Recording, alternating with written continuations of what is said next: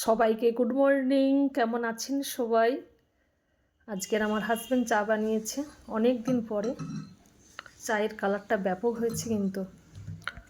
এখানে চা খাওয়া হচ্ছে আর এই যে গল্পের আসর বসেছে। বাবার নামে যত কমপ্লেন সব আমার শাশুড়ি মা এই যে বড় ছেলের কাছে বলছে। আজকের বাগানে শাক তুলবো, লাল শাক। এই যে ক্যারেটে ফেলেছিলাম। পেছনে কত গাছপালা, এগুলো সব লেবু গাছ।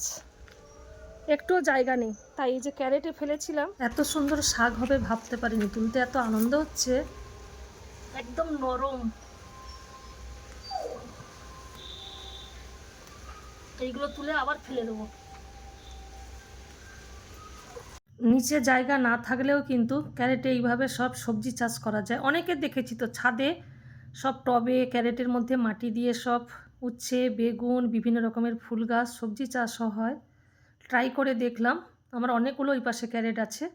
সব মাটি দিয়ে এবারে সব শাকদানা ফেলবো। প্রথমে লাল শাক দিয়ে দেখলাম যে হয় কি না। খুব সুন্দর হয়েছে।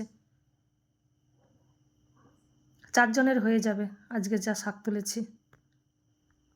আজকে রান্না করছি দেখাই। যে লাল শাক রান্না করব আলু, বেগুন, শিম দিয়ে। আর এপাশে যে এঁচোড়ের তরকারি হচ্ছে। গতকাল রান্না করেছিলাম আর অর্ধেকটা ছিল, আজকে রান্না করছি।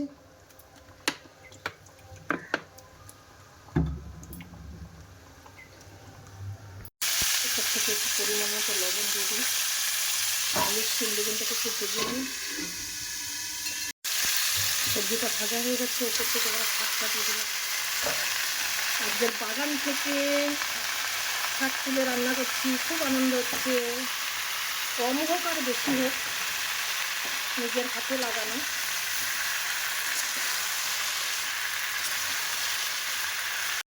হলুদ গুঁড়ো, লঙ্কা গুঁড়ো দিয়ে দিয়েছি, ওপর থেকে একটু সর্ষে বাটা দিয়ে দিলাম। এখন 4টে বাজে, বাবা মা বেরিয়ে পড়েছেন বাড়ি যাবে বলে। রানী চলে যাচ্ছে, দিদামা চলে যাচ্ছে। ওই যে দাঁড়িয়ে দাঁড়িয়ে দেখছি। চলে এসো রানী, চলে এসো।